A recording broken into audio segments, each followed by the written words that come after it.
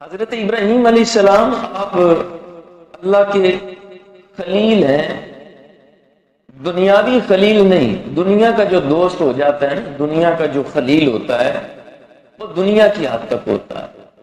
خلیل ہو تو پھر کوئی ایسا ہی خلیل ہو جس کے بارے کہا جاتا ہے کہ حضرت ابراہیم کو آگ میں نمرود نے پھینک دیا تھا۔ یہ تو حضرت ابراہیم کی قوت اور آپ کی استقامت اور آپ کا جہاد اکبر تھا کہ وقت کا نمرود ہے، اور نمرود کے سامنے توحید کی بات کی جا کے کہا کہ اس وحدہ لا شریک کی طرف آؤ جس کے سوا کوئی عبادت کے لائق نہیں ہے، اس کے علاوہ کوئی خدا نہیں ہے۔ یہ نمرود کے سامنے جا کے یہ بات کی، صفت ابراہیمی ہے کہ ظالم کی آنکھ میں آنکھ ڈال کے بات کی۔ جب یہ معاملہ ہوا، اس کو خلیل کہتے ہیں۔ خلیل ایسے نہیں کوئی بن جاتا، دنیا میں وعدے کیے جاتے ہیں کہ میں تیرے ساتھ چلوں گا، ساتھ نہیں باؤں گا، تو میرا بھائی ہے، سب کچھ ہوتا ہے، وعدے ہوتے ہیں، کتنا کو کوئی ساتھ نبھا لیتا ہے، مشکل وقت آتا ہے سارے چھوڑ جاتے ہیں۔ اس دور سید نصیر الدین شاہ صاحب ایک جملہ فرمایا کرتے تھے، آپ فرماتے ہیں کہ اس دور ترقی میں ہم نے یہ کمی پائی، کترا کے گزر جاتے ہیں برسوں کے شناسائی۔ جب مشکل وقت آتا ہے نا تو چہرے چھپا کے گزر جاتے ہیں جاننے والے بھی، وہ دوست وہ یار سب چھوڑ جاتے ہیں جب مشکل وقت آتا ہے۔ لیکن یہ خلیل اللہ کی بات ہے، اللہ کے خلیل کی بات ہے، دنیا دار کے خلیل کی بات نہیں ہے۔ حضرت ابراہیم نمرود کو جا کے کہتے ہیں کہ آجا بھائی اس رب کی طرف، اس رب کو مان جو وحدہ لا شریک ہے۔ نمرود تھا، پھر حکمرانی کا مان تھا، حکم دیا جاتا ہے کہ ابراہیم علیہ السلام کو آگ میں پھینک دیا جائے۔ حضرت ابراہیم کو آگ میں پھینکنے کے لیے آگ جلائی جاتی ہے اور پھر آگ میں پھینک دیا جاتا ہے۔ اب حضرت ابراہیم وہ سفر طے کر رہے ہیں آگ کی طرف جانے کا۔ جب تلوار یہاں پہ ہو اس وقت پتا چلتا ہے کہ دوست کون تھا، اپنا کون تھا۔ حضرت جبرائیل کو رب تعالیٰ بھیجتا ہے، فرمایا کہ یا ابراہیم حلک حاجت، ابراہیم آپ کو کوئی حاجت ہے، کسی چیز کی ضرورت ہے، آگ میں جا رہے ہیں۔ حضرت جبرائیل آ کے حضرت ابراہیم سے یہ سوال کرتے ہیں، اے ابراہیم آپ رب کے خلیل ہیں، آگ میں جا رہے ہیں، رب سے جو مانگیں گے رب دے گا۔ یا ابراہیم حلک حاجت، کوئی حاجت ہے، کسی چیز کی ضرورت ہے، دعا کریں رب سے۔ فرمایا اما الیک فلا، فرمایا اے جبرائیل مجھے تیرے سے کوئی واسطہ نہیں ہے۔ حضرت جبرائیل آئے تھے کہ آگ میں جا رہے ہیں، دعا کریں آپ رب کے خلیل ہیں، خلیل ہو تو پھر کوئی ایسا ہو۔ آگے سے حضرت خلیل اللہ حضرت ابراہیم ارشاد فرماتے ہیں جبرائیل مجھے تیرے سے کوئی کام نہیں ہے، تو جا چلا جا اپنا کام کر، مجھے اتنا ہی کافی ہے کہ رب میرے بارے میں جانتا ہے کہ میرا خلیل کس حال کے اندر ہے۔ یہ جملہ کہا جس کو قرآن نے کہا حسبنا اللہ و نعم الوکیل نعم المولا و نعم النصیر، اے جبرائیل تو چلا جا، میرے لیے میرا رب بھی کافی ہے، میرا خلیل کافی ہے۔ یہاں پہ آگ کے قریب پہنچ کے جس کے پاس جتنا بڑا مقام اور مرتبہ ہوتا ہے اس کے اوپر آزمائش اتنی بڑی ہوتی ہے۔ ایسے نہیں ہوتا کہ بندہ رب کا خلیل ہو اور آزمائش نہ آئے، رب کے خلیل تھے، آزمائش بھی اتنی بڑی تھی۔ پھر حضرت ابراہیم جب آگ کے قریب پہنچ گئے، جبرائیل آ کے واپس چلے گئے، ممکن تھا کہ چند لمحوں کے بعد آگ کے اندر تشریف لے جاتے، ممکن تھا، لیکن حکم ہوتا ہے۔ جبرائیل نے جا کے واپس کہا یا اللہ وہ تو کہتے ہیں رب جانتا ہے سب کچھ، دعا کی حاجت ہی نہیں ہے، ضرورت ہی نہیں ہے۔ تو اللہ تعالیٰ ارشاد فرماتا ہے یا نار کونی بردم و سلام علی ابراہیم، نار ٹھنڈی ہو جا، اے آگ ٹھنڈی ہو جا اور سلامتی والی ہو جا، کیونکہ تیرے اندر میرا خلیل تشریف لا رہا ہے۔ اب کئی دن آگ کے اندر حضرت ابراہیم تشریف رکھے، کئی دن آگ ظاہری طور پہ جل رہی تھی، لوگ خوش ہو رہے تھے کہ ابراہیم جل چکے ہیں، ابراہیم کو آگ نے جلا دیا ہے، لیکن کیا پتا تھا کہ آگ گلزار بن چکی ہے رب کے خلیل کے اوپر۔ کئی دن کے بعد جب آگ اطراف سے بجھتی ہے تو درمیان سے حضرت خلیل اللہ چلتے ہوئے تشریف لے آتے ہیں۔ اس وقت لوگوں نے دیکھا اور لوگوں نے کہا کہ واقعی آپ جس رب کے ماننے والے ہیں وہ رب بھی سچا ہے اور آپ اللہ کے سچے نبی ہیں. یہ حضرت ابراہیم تھے. لیکن جنہوں نے نہ ماننا ہو نا وہ نمرود ہی ہوتے ہیں. دو کے اندر پائے جاتے ہیں. انہوں نے سب کچھ دیکھ کے بھی نہیں مانا. جنہوں نے نہیں ماننا انہوں نے سب کچھ دیکھ کے بھی نہیں ماننا. اور جنہوں نے ماننا ہوتا ہے وہ 1400 سال بعد بغیر دیکھے نبی کا کلمہ پڑھ کے ان کے اوپر جانیں قربان کر دیتے ہیں. ہم نے نبی کو نہیں دیکھا, اپنے آقا و مولا کو نہیں دیکھا, صرف نام سنا ہے ان کو کہ ہمارے آقا و مولا ایسے تھے, صرف ان کی باتیں سنی ہیں. سر کٹاتے ہیں تیرے نام پہ مردان عرب. آج بھی حضور کی بات آ جائے تو امت کے لوگ حضور کے کلمہ پڑھنے والے جانے لوٹا دیتے ہیں. یہ کیا بات ہے؟ جنہوں نے دیکھا ہو اور نہ ماننا ہو وہ دیکھ کے بھی ابو جہل رہتے ہیں, اور جنہوں نے نہ دیکھا ہو 1400 سال 1450 سال گزرنے کے بعد بھی اس دور کے اندر بھی آ کے وہ یہی کہتے ہیں مصطفیٰ جان رحمت پہ لاکھوں سلام. وہ یہی کہتے ہیں کوئی گل باقی رہے گا نہ چمن رہ جائے گا, بس رسول اللہ کا دین حسن رہ جائے گا. وہ آج بھی حضور کے لیے یہی نعرہ بلند کرتے ہیں, یا رسول اللہ ہم حاضر ہیں, لبیک یا رسول اللہ, یا رسول اللہ ہم حاضر ہیں, ہمارا مال حاضر ہے. وہ آج بھی یہ کہتے ہیں. ہم نے دیکھا تو نہیں اپنے آقا و مولا کو. کئی لوگ ہوتے ہیں خوش نصیب ہوتے ہیں, وہ زیارت کر لیتے ہیں, دیکھ لیتے ہیں, لیکن وہ زیارت وہ نہیں ہوتی جو صحابہ نے کی تھی. وہ زیارت وہ نہیں ہوتی. ہم دیکھ بھی لیں تو تاب نہیں لا سکتے. پیر مہر علی شاہ صاحب گولڑے والے, آپ نے ایک جھلک دیکھی تھی نبی پاک علیہ الصلوۃ والسلام, ایک جھلک دیکھی حضور پیر مہر علی کی. اس کے بعد آپ کیا جملہ فرمایا کرتے تھے, پڑھیا لکھیا سب بھلا رہی, ایک نام سجندہ گا رہی. ایک ہی کہا کرتے تھے. اب سب کچھ علم ایک طرف چلے گئے, باتیں ایک طرف چلی گئی, دلیلیں ایک طرف چلی گئی. پڑھیا لکھیا سب بھلا رہی, ایک نام سجندہ گا رہی. پھر وہ یہی بات آ جاتی ہے, جب دیکھ لیتا ہے انسان پھر باتیں ختم ہو جاتی ہیں. جنہ ویکھیا نہیں وہ کرن گلاں, جنہ ویکھیا ہے وہ تے بول دے نہیں. جب بندہ دیکھ لیتا ہے پھر زبان کو تالے لگ جاتے ہیں. پھر میرے علی شاہ صاحب آپ تو گھر سے باہر نہیں تھے پھر نکلتے ہوتے جب زیارت نبی پاک علیہ الصلوۃ والسلام ہو جاتی ہے. گھر سے باہر نہیں تھے آتے, لوگوں سے ملتے ہی نہیں تھے. کیوں؟ جب نبی پاک کو ان آنکھوں نے دیکھ لیا ہے, ان آنکھوں کے اندر اور کون پھر جچے گا. غالباً والا حضرت کا مصرع ہے کہ اب میری نگاہوں میں جچتا نہیں کوئی, جیسی میری سرکار ہے ویسا نہیں کوئی. جیسے حضور ہے ویسا تو کوئی نہیں. تو حضرت ابراہیم جنہوں نے رب سے یاری کی خلیل اللہ ہو گئے. یہ ہوتی ہے بات. مشکل وقت میں بھی جا کے غیر سے شکوہ شکایت نہیں کی. حضرت جبرائیل غیر نہیں تھے, رب کے بھیجے ہوئے تھے, رب کا پیغام آیا تھا, لیکن ان کو بھی کہا کہ اے جبرائیل مجھے تیرے سے کوئی واسطہ نہیں ہے, میں جس کا خلیل ہوں وہ جانتا ہے میں کس حال کے اندر ہوں, یہ کافی ہے.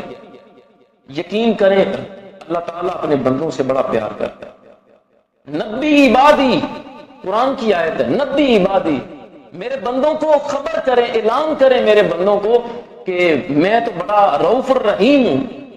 نبی عبادی میرے بندوں کو اعلان کر دیں, ان کے اندر اطلاع کریں, نبی خبر کریں میرے بندوں کو میں بڑا غفور الرحیم ہوں. اللہ اپنے بندوں سے بڑا پیار کرتے. ابراہیم علیہ السلام آپ کا قرآن کے اندر ایک لقب ایک نام آیا ہے, آپ کو کہا جاتا ہے حنیفم مسلمہ.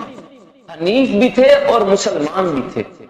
حنیفم مسلمہ کیا لقب ہے جی؟ ایک بار سارے زبان سے ادا کریں ہیں جی, حنیفم مسلمہ. حنیف آیا, حضرت ابراہیم حنیف تھے. حنیف کس کو کہتے ہیں, کیوں کہا گیا, کسی اور کے لیے لفظ حنیف کیوں نہیں بولا گیا؟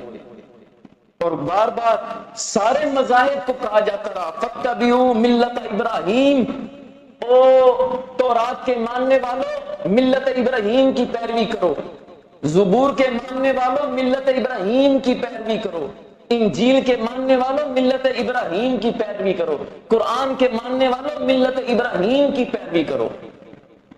کائنات کے اندر جتنے بھی مذاہب آئے حضرت ابراہیم کے بعد سب کو یہی حکم ہوا کہ بھائی تم کوئی نیا مذہب نہیں لے کے آئے, تم سارے ملت ابراہیمی کے اوپر. آج ہمارا مذہب کیا ہے؟ ہم کہتے ہیں ہم مسلمان ہیں لیکن ملت ابراہیمی کے اوپر ہیں، ہم حضرت ابراہیم کے دین کے اوپر اور ان کی ملت کے اوپر ہیں۔ ہم یہ جملہ ہر جمعۃ المبارک پہ ابتدا کے اندر کہتے ہیں کہ بندہ پروردگارم امت احمد نبی، ہم بندے ہیں اس رب کے جو پروردگار ہے، اور امت احمد نبی دوستدار چہار یارم۔ یہ چار یار کون سے ہیں؟ پہلا کون ہے جی؟ اور دوسرے، تیسرے، چوتھے؟ دوستدار چہار یارم، تابع اولاد علی۔ تابع کس کے ہیں؟ اولاد تابع اولاد علی۔ مذہب حنفیہ ملت حضرت خلیل۔ ملت کی جب بات آئے گی فاتبعوا ملت ابراہیم، ملت ابراہیمی کی اسلام کے ماننے والوں کے اوپر تعلیم کے تیزاب کے ذریعے جو چیز انڈیلی جا رہی ہے وہ یہ ہے کہ ہر بندہ ٹھیک ہے، جو جدھر لگا ہوا ہے اس کو لگا رہنے دو۔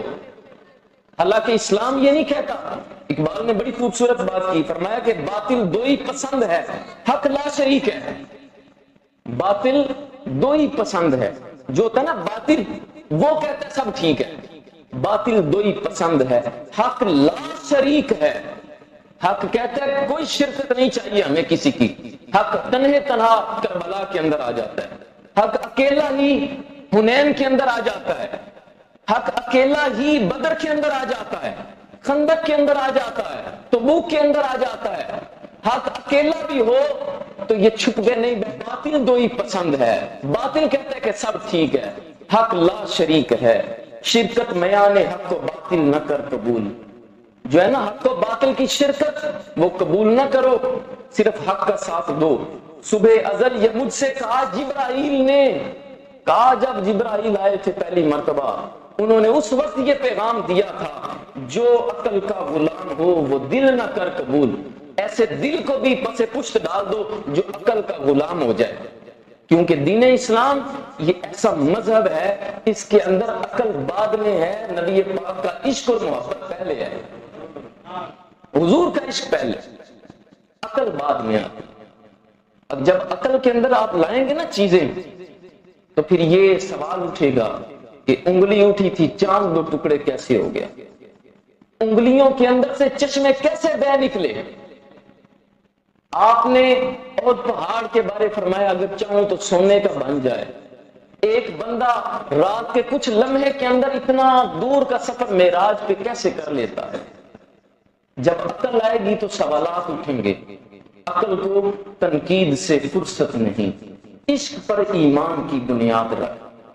عقل والا تیری دنیا سے پریشان گیا، اور بھائی عقل لاؤ گے نا تو آپ سوچو گے کہ ایک مکھی ہے، ایک مکھی کی قسم ہے جس کو جگنو کہتے ہو، صدیوں پہلے اس کے اندر کون سا سولر سسٹم فٹ کیا گیا کہ جناب اس کے اندر بیٹریاں بھی لگی ہیں کہ رات کو کوئی سوئچ بھی نہیں ہوتا تو اس کے پیٹ کے اندر روشنی کہاں سے آ جاتی ہے؟ بتاؤ تو صحیح۔ شہد کی مکھی کڑوے سے کڑوا رس چوستی ہے اور وہ شہد کہاں سے آ جاتا ہے؟ کون سی فیکٹری فٹ کی گئی ہے؟ اور اتنی باریک فیکٹری کہ آج تک شہد کے اندر ہم نے یہ نہیں کہا کہ شہد پھیکا ہوتا ہے، شہد تو پھیکا ہو ہی نہیں سکتا۔ اور دنیا کا مہنگا ترین کپڑا ریشم ایک کیڑا بن رہا ہے، اس کو کس نے یہ طریقہ کار سمجھا دیا ہے؟ عقل کو تنقید سے فرصت نہیں، عشق پر ایمان کی بنیاد رکھ۔ بے خطر کود پڑا آتش نمرود میں عشق، حضرت ابراہیم تھے، اب عقل کہتی تھی کہ سامنے آ گیا نہ کودو، عقل تو یہ کہتی ہے کہ وہاں پہ حضرت ابراہیم کو چاہیے تھا نمرود کے پاس نہ جاتے، نہ کلمہ حق بلند کرتے، نہ اس کو کوئی باتیں کہتے، یہ عقل کہتی تھی۔ لیکن عشق کہتا تھا نہ کلمہ حق بلند کر اور آگ میں کود جا، آگ میں چھلانگ لگا دے۔ بے خطر کود پڑا آتش نمرود میں عشق، عشق تھا نا، کود پڑا پھر۔ اور عقل ابھی سوچ رہی ہے کرنا چاہیے کیا ہوگا، آگ جلا دیتی ہے۔ او بھائی اگر آگ کا کام جلانا تھا تو ابراہیم کو کیوں نہیں جلایا؟ چھری کا کام کاٹنا تھا تو حضرت اسماعیل کو کیوں نہیں کاٹا؟ سوال اٹھتا ہے نا، یہ کام تو ہوتا ہے ان چیزوں کا۔ کپڑا بننا فیکٹریوں کا کام ہے، کیڑا کپڑا کیسے بن رہا ہے؟ مٹھائیاں بنانا تو حلوائی کا کام ہے، یہ شہد مکھی کیوں بنا رہی ہے؟ روشنیاں دینا تو سورج کا کام ہے، سورج کے علاوہ روشنی نہیں ہوتی، تو جگنو کہاں سے روشنی دے رہا ہے؟ عقل کو تنقید سے فرصت نہیں، عشق پر ایمان کی بنیاد رکھ۔ اگر ان چیزوں کے اندر آپ جائیں گے تو آپ حیران ہو جائیں گے، پھر کیا کریں گے؟ عقل جو ہے وہ پریشان ہو جائے گی، عقل والا تیری دنیا سے پریشان ہو، عشق والا تجھے ہر رنگ میں پہچان گیا۔ عشق والا جو ہوتا ہے نا، حضرت ابو بکر صدیق کو آ کے یہ عشق والے تھے، ابو جہل کہتے ہیں اگر کوئی کہے کہ رات کے اتنے حصے میں ایک بندہ مسجد اقصی جائے، لامکاں جائے، واپس آ جائے، ہو سکتا ہے؟ ابو بکر صدیق نے کہا نہیں، عقل کہتی ہے نہیں ہو سکتا۔ کہا اگر نبی پاک فرما دیں تو کہا عشق کہتا ہے سب کچھ ہی ہو جاتا ہے۔ کیوں؟ بات عشق کی ہے، بات نبی پاک کی محبت کی ہے۔ حضرت ابراہیم رب کے خلیل تھے، اور خلیل ایسے تھے جس نے عشق کیا اپنے رب کے ساتھ۔ جب حضرت ابراہیم عاشق بھی تھے، صابر بھی تھے، اور شکر گزار بھی تھے۔ خلیل ایسا ہونا چاہیے، شکر گزار۔ ایسا نہیں ہے کہ دوستی لگائے کسی سے اور پھر بات بات پہ بندہ شکوہ کرے، اور یار میں تیرا انتظار کردا رہا تو آئے ہی نہیں، اور یار تو مینوں تے چٹی گوا دی تھی اور تیری وجہ تو میرے اتنے پیسے لگ گئے۔ یہ دوستیاں نہیں ہوتی۔ جہاں پہ وہ بلے شاہ کا ایک جملہ ہے، فرماتے ہیں پہلے ہی سوچ کے لائیں بلیا پھر یاراں نال حساب نہیں ہوندے۔ یہ تھے حضرت ابراہیم نا، پھر یاراں نال حساب نہیں ہوندے۔ ادھر سے یار آگ میں پھینکوا رہا ہے، اور ابراہیم کہہ رہے ہیں یا ابراہیم حلک آ جا اما الیک فلا، اے جبرائیل میرا تیرے ساتھ کوئی واسطہ نہیں ہے، تو واپس چلا جا، میرے یار نے آگ میں پھینکوایا۔ حسبنا اللہ و نعم الوکیل، نعم المولا و نعم النصیر۔ وہ جانتا ہے کہ میں کس حال میں ہوں، تو حکم ہوتا ہے یا نار کونی بردم و سلام علی ابراہیم، آگ ٹھنڈی ہو جا۔ کیوں؟ یہ دوستی اور تعلق، اور یہ تھا خلیل ہونا، شکر گزاری یہ تھی۔ حضرت ابراہیم پسند کرتے تھے شکر گزاری کو۔ حضرت اسماعیل کی جب شادی ہوئی تو آپ پتہ کرنے کے لیے تشریف لاتے ہیں، یہ بخاری کی روایت ہے اور فرمان مصطفیٰ علیہ السلام ہے۔ آپ نے یہ خبر دی حضرت ابراہیم کا یہ واقعہ ایسے تھا۔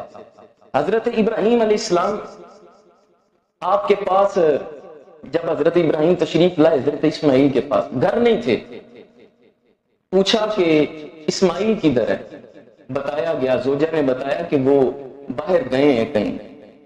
کہا کس حال میں ہو؟ تو وہ حضرت اسماعیل کی جو زوجہ تھی وہ کہنے لگی بڑے حالات تنگ ہیں، ویرانیوں میں آباد ہیں، کوئی پتہ ہی نہیں، سمجھ ہی نہیں آتی۔ حضرت ابراہیم نے ایک جملہ کہا کہ جب اسماعیل آئے تو ان کو کہنا کہ گھر کی چوکھٹ بدل دو، گھر کی چوکھٹ بدل دو۔ حضرت ابراہیم اسماعیل واپس آتے ہیں تو کہا خوشبو آ رہی ہے، آج میرے جد امجد آئے تھے، آج میرے والد گرامی تشریف لائے تھے۔ یہ قرآن کہتا ہے کہ یہ خوشبوؤں سے پہچان لیتے تھے۔ آج تو خون سفید ہو چکا ہے، خوشبو کیا، پرفیوم بھی لگائے ہوں تو نہیں آتے، بندہ اخلاق بھی دکھا دے تو خوشبو نہیں آتی، کیونکہ خون سفید ہو چکے ہیں۔ ویسے اگرچہ اس کا رنگ سرخ ہے لیکن خون سفید ہو چکے ہیں، خوشبوئیں نہیں آتی۔ قرآن کہتا ہے کہ جب حضرت یوسف کو ان کے بھائی ملنے گئے نا تو وہاں پہ جا کے کہا کہ تمہارے اندر کوئی یوسف ہے، ہمیں اپنے بھائی کی خوشبو آ رہی ہے۔ اگرچہ انہوں نے کنویں میں پھینکا تھا لیکن بھائی کی خوشبو پھر بھی آ رہی تھی۔ اور یہاں پہ کہا کہ مجھے اپنے باپ کی خوشبو آ رہی ہے۔ باپ آئے تھے، حضرت ابراہیم آئے تھے، کہاں آئے تھے، لیکن وہ ایک پیغام دے کے گئے ہیں، کہتے ہیں گھر کی چوکھٹ بدل دینا۔ تو حضرت اسماعیل فرمانے لگے وہ مجھے حکم دے۔ ابراہیم جب واپس دوبارہ آئے تو اب دوبارہ حضرت اسماعیل گھر نہیں تھے۔ پوچھا کس حال میں ہو؟ کہا اللہ کا بڑا شکر ہے، اللہ تعالیٰ نے بڑا نوازا ہے، اس کی نعمتیں ہیں، سب کچھ ہے۔ تو پیغام دیا کہ گھر کی چوکھٹ اچھی ہے، مضبوط ہے، اس کو نہ بدلنا۔ حضرت اسماعیل واپس آئے، بتایا آج میرے والد کی خوشبو آ رہی ہے۔ والد آئے تھے؟ کہا ہاں حضرت ابراہیم آئے تھے۔ کیا پیغام ہے؟ جی پیغام یہ ہے کہ گھر کی چوکھٹ مضبوط ہے، اس کو نہ بدلنا۔ حضرت اسماعیل فرمانے لگے اس کا مطلب ہے کہ تو شکر گزار بندی ہے اپنے رب کی۔ حضرت ابراہیم اپنے رب کے شکر گزار تھے اور شکر گزاری کو پسند کرتے تھے۔ نبی پاک علیہ الصلوۃ والسلام کا فرمان ہے جب بندہ اپنے رب کا شکر ادا کرتا ہے تو اللہ تعالیٰ اس کو اور نوازتا ہے. اور قرآن پاک کی آیت ہے کہ جب تم میرا شکر ادا کرو گے میں تمہیں اور نوازوں گا. اور یہی طریقہ کار ہونا چاہیے. جب بھی مشکل وقت بھی ہو تو کہنا چاہیے الحمدللہ علی کل حال. کیا کہنا چاہیے جی؟ علی کل حال. اللہ تعالیٰ اپنی نعمتوں سے نواز دے گا. یہ قرآن کا وعدہ ہے. فرمان مصطفیٰ میں یہ بات موجود ہے. اللہ تعالیٰ ہم سب کو دین اسلام کا فہم عطا فرمائے. وما علینا الا البلاغ.